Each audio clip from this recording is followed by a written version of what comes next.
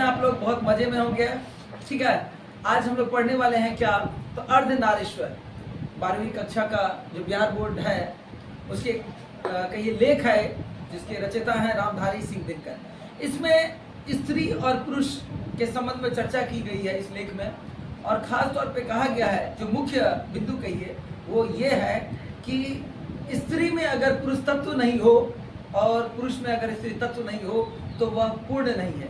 कहने का मतलब हुआ कि जिस स्त्री में पुरुष के गुण नहीं हो और जिस पुरुष में स्त्री के गुण नहीं हो तो फिर वह क्या है जी, तो वह पूर्ण नहीं है। ठीक है, तो चलिए सबसे पहले रामधारी सिंह दिनकर के बारे में जान लेते हैं। रामधारी सिंह दिनकर जी का जो जन्म हुआ था वो हुआ था 23 सितंबर 1908 ईस्वी को। 23 सितंबर 1908 को, वेरी गुड। मृत्यु इनकी हुई थी 24 अप्रैल 1974 को। 24 अप्रैल 1974 को। कहाँ हुआ था? तो सिमरिया, ठीक है, बेगूसराय बिहार में। बेगूसराय तो जानते ही हैं, हाँ या नहीं? वही सिमरिया ग्राम में। और बेगूसराय कहाँ है जी? तो बिहार में। याद रहेगा ना इनका जन्म स्थान। माता का नाम मनरूप देवी था और पिता का नाम रवि सिंह। अब देखिए, पिता का नाम याद रखना बहुत आसान है, क्योंकि रामधारी सिंह दिनकर, दिनकर को ही क्या कहा जाता है? रवि कहा जाता है, सूर्य कहा जाता है। तो रवि सिंह इनके पिता का नाम और माता का नाम मनरूप देवी। ठीक है, अगर पत्नी की बात करें तो पत्नी का नाम इनका था श्यामावती देवी। यही नाम था जी, हाँ या नहीं? श्यामावती देवी। प्रारंभिक शिक्षा इन्होंने अपने गांव में ही की थी। कहाँ की थी? प्रारंभिक शिक्षा अपने गांव में की थी। ठीक है, और उसके बाद में बीए किया था इन्होंने, हिस्ट्री से ऑनर्स किया था, इतिहास से स्नातक किया था, ऑनर्स किया था। कब किया था जी? तो 1932 में पटना कॉलेज से बीए किया था। कहाँ से? पटना कॉलेज से किया था। और 1928 में मोकामा घाट रेलवे हाई स्कूल से मैट्रिक की परीक्षा उत्तीर्ण की थी, 1928। ठीक है, अब मोकामा घाट कहा जाता है ऊपर फिट फाट, नीचे मोकामा घाट, तो याद रह जाएगा आपको मोकामा घाट। ठीक है, तो वहां से इन्होंने क्या किया था 1928 में, 1928 में बताइए, मैट्रिक पास किया था। और 1932 में जाकर के पटना कॉलेज से बीए इतिहास से ऑनर्स किया था। कोई दिक्कत? देखिए, प्रधानाध्यापक के रूप में भी कार्य किया था इन्होंने। ठीक है, उसके बाद सब रजिस्ट्रार के रूप में भी कार्य किया था। साथ ही सब डायरेक्टर रहे जनसंपर्क विभाग। ठीक है, बिहार विश्वविद्यालय में हिंदी के प्रोफेसर भी रहे। भागलपुर विश्वविद्यालय में उप कुलपति रहे। अभी आपने शायद संभवतः प्रश्न था आपका, क्या सब रजिस्ट्रार क्या है? देखिए, रजिस्ट्रार का काम है क्या करना? निबंधन करना। कहने का मतलब रजिस्ट्री करना, बस समझे? अलग अलग, जैसे कि विवाह में भी रजिस्ट्री ऑफ मैरिज सुनते हैं ना, तो उसमें भी रजिस्ट्रार के नीचे जैसे चांसलर का वाइस चांसलर होता है, प्रेसिडेंट का वाइस प्रेसिडेंट होता है, बस समझे? राष्ट्रपति, उपराष्ट्रपति, उसी प्रकार उप कुलपति थे। और साथ में क्या बताया अभी आपको, बताइए? सब रजिस्ट्रार। तो इसके रूप में भी काम। अब देखिए, साहित्यिक रुचि की बात करें तो छात्र सहोदर, क्या बोले? छात्र सहोदर में पहली कविता प्रकाशित हुई थी इनकी 1925 ईस्वी में। ठीक है, इसके अलावा देश, जो पटना, बहुत सारी पत्रिकाएं जो अलग अलग शहरों से निकलती थी, अलग अलग शहरों में प्रकाशित होती थी, उनमें भी इनका कविता काव्य जो है प्रस्तुत होता था। और बहुत कम उम्र में ही कविता लिखना प्रारंभ कर दिए थे। ठीक है, अब देखिए क्या है, प्रतिमा कन्नौज में छात्र जीवन अनेक रचनाएं प्रकाशित की। 21 वर्ष की अवस्था में पहली कविता पुस्तक प्रणभंग बात करें, समझे ना, हाँ या नहीं? प्रमुख कृति का अगर बात कीजिएगा तो प्रणभंग जो है इनका वो 1929 ईस्वी में प्रकाशित हुआ था। वही रेणुका 1935 में, हुंकार 1938 में। ठीक है, इसके अलावा रसवंती 1940 में, कुरुक्षेत्र 1946 में। ठीक है, और रश्मि रथी जो सबसे पॉपुलर इनका वर्क है, कलेक्शन ऑफ पोएम है। एक बार हम तो कहेंगे कि कई बार बोले भी होंगे कि रश्मि रथी जरूर सुनिए, मजा आ जाएगा और आनंद आ जाएगा, समझे ना। 1952, नील कुसुम 1954, उर्वशी 1961, परशुराम की प्रतीक्षा 1963 में, और कोमलता और कवित्व 1964, हारे को हरिनाम 1970 में। ठीक है, पुरस्कार एवं सम्मान की अगर बात करें, संस्कृत के, ध्यान दिया, संस्कृति के 4 अध्याय पर, साहित्य अकादमी एवं उर्वशी पर भारत ज्ञानपीठ पुरस्कार मिला हुआ है इनको। ठीक है, इसके अलावा देखिए, राज्यसभा के सांसद, ध्यान दीजिएगा, क्या बोले? राज्यसभा के सांसद, पद्म भूषण एवं कई अलंकारों से सम्मानित किया गया है। राष्ट्र कवि के रूप में क्या है जी, क्षमादूत रहे हमेशा। तो आज जो पढ़ने वाले हम लोग लेख वो क्या है, अर्धनारीश्वर। क्या है जी, अर्धनारीश्वर।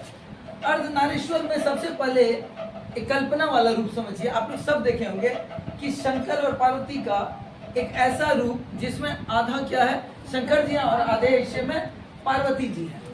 यह एक कल्पित रूप है। कैसा रूप है, कल्पित रूप है। अर्धनारीश्वर शंकर और पार्वती का कल्पित रूप है, यानी कल्पना से युक्त रूप है। कैसा रूप है, कल्पना से युक्त, जिसका आधा अंग पुरुष का और आधा अंग नारी का होता है। एक ही मूर्ति की दो आंखें हैं, एक रसमयी और दूसरी विकराल। एक कैसी है, रसमयी है, रसमयी, रसीली नहीं, रसमयी, जिसमें प्रेम की धारा हो, ममता का ममत्व हो, ममता का प्रतीक है। और दूसरा क्या है जी, विकराल है, क्रोध से भरा हुआ। और शंकर जी किस चीज का है जी, संहारक है ना, संहारक। जीओडी गॉड सुने हैं ना, जनरेटर, ऑपरेटर और डिस्ट्रॉयर। जनरेटर जन्मदाता, ऑपरेटर पालन करता, डी फॉर डिस्ट्रॉयर, संहार करता। तो जनरेटर कौन हो गए, ब्रह्मा जी, ऑपरेटर पालन करता विष्णु जी, और डिस्ट्रॉयर शंकर शिव जी।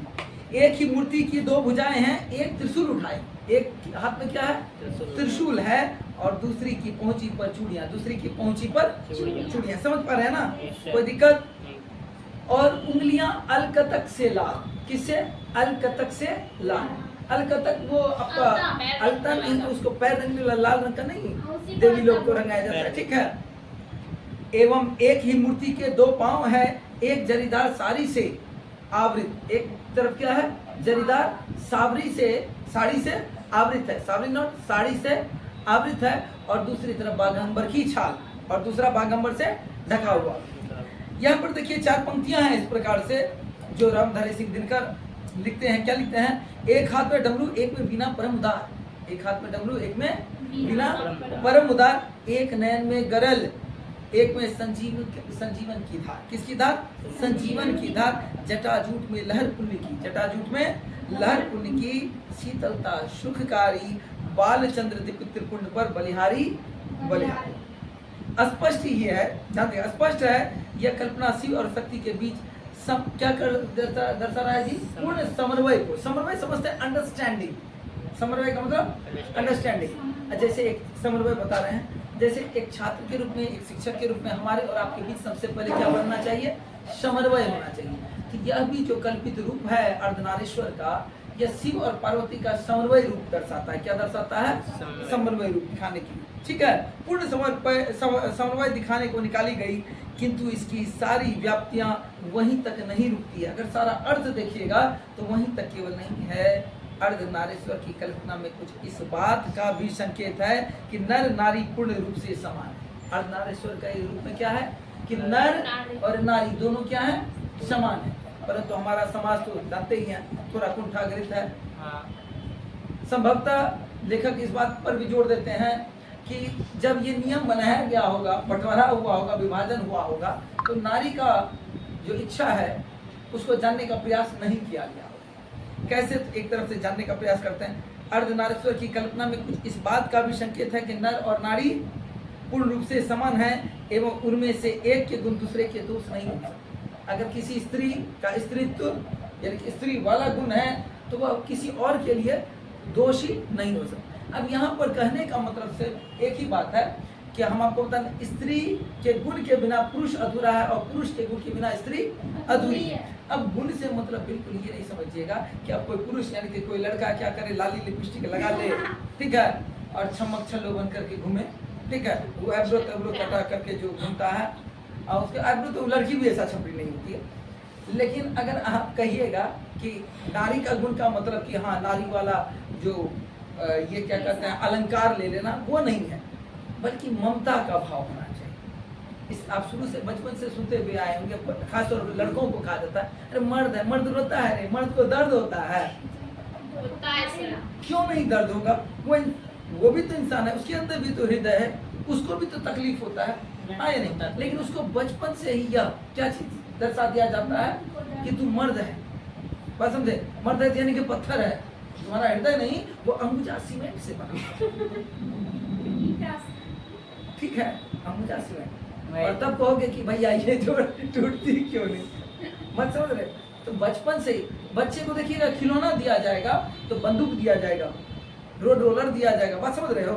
और लड़की को डॉल दिया जाएगा, लड़की भी वैसी, ठीक है, वह भी पराधीन ही खुद को बनाने में ज्यादा सुख की अनुभूति करती है। लेखक इसी बात पर मुख्य रूप से जोर दे रहे हैं। चलिए आगे बढ़ते हैं। ये सारे विचार लेखक के हैं, इसमें मेरा कोई व्यक्तिगत विचार नहीं है। चलिए, एक का गुण दूसरे का दुर्गुण दोष नहीं हो सकता है, अर्थात नरों में नारियों के गुण आए तो इनसे ध्यान देगा, इससे उनकी मर्यादाहीन नहीं होती है। अगर कोई पुरुष है उसमें नारी का गुण है तो इससे उसका मर्यादाहीन नहीं होता। अब फिर वही बात बोलेंगे, अब ये नहीं कि कमर लचका के ही चले और बोले कमरिया लचके रे बाबू जरा बच के रे, तब तो ये तो गड़बड़ हो जाएगा, बात समझ रहे हो कि नहीं। चलिए ध्यान से, बल्कि उनकी पूर्णता में वृद्धि होती है। यहाँ किस गुण की बात हो रही है, समझ रहे हो ना, ममत्व की बात हो रही है, बात समझे, ममता का बात हो रहा है। कोई तकलीफ तो नहीं है इसमें। किंतु पुरुष और स्त्री में अर्धनारीश्वर का यह रूप आज कहीं भी देखने को नहीं मिलता है। लेखक ऐसा कह रहे हैं, संसार में सर्वत्र पुरुष ही पुरुष और स्त्री ही स्त्री है। अगर संसार में देखें तो पुरुष ही पुरुष है और एक तरफ स्त्री ही स्त्री है। अब स्त्री की थोड़ी सी बात करते हैं। स्त्री थोड़ा खुल करके हंस भी नहीं सकती है, कई सारे स्थानों पे हमने कई घरों में भी देखा है। हाँ, ऐसे हंसती है लड़की, ऐसे हंसा जाता है, लड़की ऐसे दानव की तरह हंसती है, बात समझ रहे हो। एक ऐसे चलती है, ऐसे बैठा जाता है जी। हर चीज में कहीं ना कहीं एक मर्यादा से जोड़ने का प्रयास किया जाता है। हम ये नहीं कहते कि हमारी संस्कृति जो है उसको फॉलो नहीं करना है, लेकिन स्वतंत्रता उतना ही उसको भी मिलना चाहिए, बात समझ रहे हैं या नहीं। yes, बल्कि उनकी पूर्णता में वृद्धि होती ही है। किंतु पुरुष और स्त्री में अर्धनारीश्वर का यह रूप आज न कहीं भी देखने को नहीं आता है। नारी समझती है कि पुरुष के गुण सीखने से उसका नारी तत्व में क्या हो जाएगा, नारीत्व में बट्टा लगेगा। नारी को लगता है कि पुरुष वाला गुण लगे। अब नारी पुरुष वाला गुण से मतलब क्या कीजिएगा, लड़के की तरह बाल कटा लिए, जीन्स टी शर्ट पहन लिए, यू कॉलर को कर लिए, हाँ ऐसे ले करके वो वही फिर एब्रो तब्रो कटा के घूम रहे हैं। तो वो उसको पुरुष तत्व नहीं कही। पुरुष वाला गुण से पुरुष किस चीज का प्रतीक है जानते हैं, पता है, ताकत का, स्ट्रेंथ का, मेहनत का। तो मेहनत क्या, नारी मेहनत नहीं कर सकती है क्या, नारी में शक्ति नहीं क्या। नारी तो बल्कि शक्ति का ही रूप है, ऊर्जा का स्रोत है। नारी को जननी कहा जाता है ना जी। और जब भी नारी का बात हो सबसे पहले अपने माँ, अपने बहन की ओर देखिए, माँ की ओर देखिए, जिसने आपको जन्म दिया। तो आप पुरुष हैं, फिर जाकर के स्त्री हैं, हाँ या नहीं। तो किंतु पुरुष और स्त्री में तो बताइए आपको। चलिए आगे बढ़ते हैं। इसी प्रकार पुरुष भी स्त्रियोचित गुणों को अपनाकर समाज में स्त्री कहलाने से घबराता है। स्त्री वाला गुण जैसे रोता है, लड़की की तरह रो रहा है रे, लोग क्या करते हैं, बात समझ रहे हैं। माता पिता से ही कहीं कहीं कभी कभी शुरुआत हो जाता है, समझ रहे हैं। ये क्या है, बुराइयां है, कुरीति है समाज का। स्त्री और पुरुष के गुणों के बीच एक प्रकार का विभाजन हो गया है तथा विभाजन की रेखा को लांघने में नर और नारी दोनों को भय लगता है।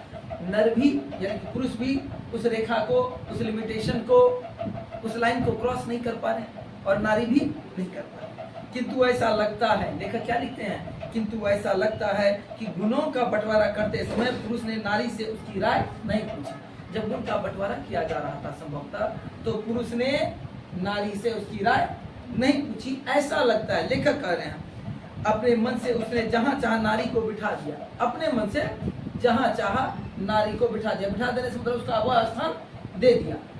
कहा जाता है, सुने भी होंगे, स्त्री को वाम अंग कहा जाता है। क्या कहा जाता है, बाईं ओर बिठाया जाता है, पता है तो जी, हाँ या नहीं। हाँ। स्वयं तो वह वृक्ष बन बैठा, पुरुष स्वयं क्या बन बैठा, वृक्ष बन बैठा, नारी को उसने लता बना दिया। यहाँ अर्थ समझा रहा है को क्या, स्वयं तो वृक्ष बन बैठा। अब बताइए वृक्ष किसके सहारे, वृक्ष के सहारे कौन, लता। अगर वृक्ष कट जाए तो लता वास्तविक रूप से अपने आप स्वतः ही क्या हो जाएगी, सूख जाएगी, हाँ या नहीं। यानी कि कहने का मतलब पूर्ण रूप से सहारा उसका कौन है, पुरुष है। कहने का मतलब स्त्री जो है पुरुष के बिना कुछ है ही नहीं। बात समझ रहे हैं, समझ में आ रहा है बात या नहीं, हाँ या नहीं बोलिए। चलिए आगे बढ़ते हैं। स्वयं तो वह वृंद बन गया और नारी को उसने कली मान लिया। स्वयं वृंद, वृंद यानी कि भंवरा, भंवरे ने खिलाया फूल, फूल को ले गया राजकुमार, सुनते हैं ना, खुद बन गया भंवरा, पुरुष क्या बन गया, खुद भंवरा बन गया और नारी को उसने क्या बना दिया, कली बना दिया। सुकुमार, सुख का, समझ रहे हैं कि हाँ ये इस तुमसे, देखिएगा घर में भी यह चीज देखने के लिए मिलेगा। और छोड़ दो ना, भैया कर लेगा, भाई कर लेगा, हटो तुमसे नहीं होगा, हम कर देते हैं। अरे करने दीजिए उसको, वो भी कर सकती है। बस समझ रहा है, नारी को भी कहीं ना कहीं इस चीज का, वो अपने आप को इस प्रकार ढाल लिया है कि हमसे ना हो पाएगा। बस समझ आ रहा है, सभी की बात नहीं कर रहे हैं, लेकिन जो वास्तविक परिवेश है उसकी बात कर रहे हैं, ठीक है।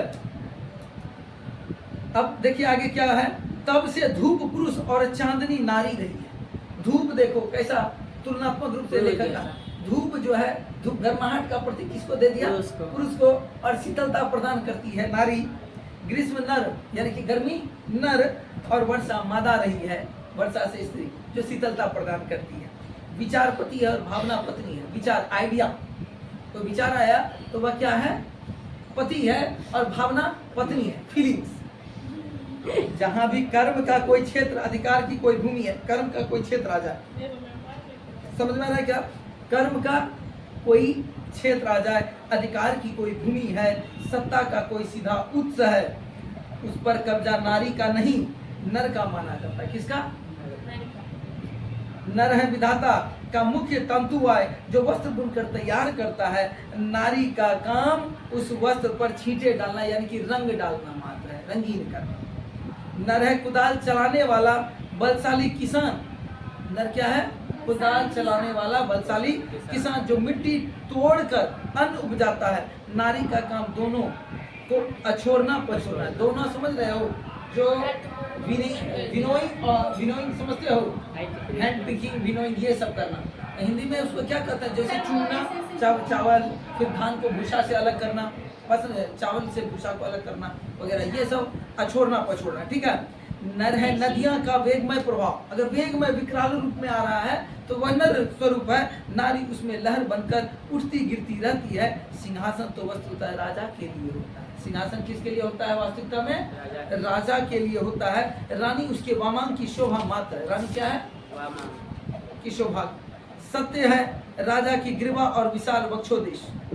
सत्य है राजा की ग्रीवा, ग्रीवा किसको कहते हैं, गर्दन को, ग्रीवा का मतलब गर्दन, और विशाल वक्षोदेश, वक्षोदेश चेस्ट, ठीक है, वक्षोदेश। रानी उन पर मंदार हार बनकर झूलने के लिए, रानी का केवल क्या कार्य है, जिस प्रकार की गले में माला होता है ठीक उसी प्रकार मंदार माल की तरह वह गले में झूलने मात्र, यानी कि प्रेम प्रदान करना मात्र राजा। बात समझ रहे हैं। राजा काया और रानी छाया की प्रतीक है। राजा किस चीज का प्रतीक है, काया का, और रानी छाया की प्रतीक है। काया यानी कि शरीर, और रानी परछाई यानी कि छाया, शेडो। कहा जाता है ना कि परछाई है वह मेरी। फिर फालतू बात, फिर वही बात कर रहे हो। सत्य का साकार रूप तो राजा ही होता है, सत्य का साकार रूप राजा ही होता है। रानी है कल्पना की रंगीन जाली और सपनों की मीठी मुस्कान, जो जीवन में उतरती तो वाह वाह, जीवन में उतरती तो वाह वाह, और नहीं उतरती तो वाह वाह। कहावत चल पड़ी है। पुरुष एनाचे, लास्ट टॉपिक लेकर के आज के क्लास का चलेंगे, और इसके बाद दूसरे क्लास में फिर हम आप लोगों को बताएंगे। पहले आज इसको लास्ट टॉपिक लेकर के चले, लास्ट पॉइंट, पहला भाग कहिए, इसके बाद दूसरे क्लास में कंप्लीट कर दिया जाएगा।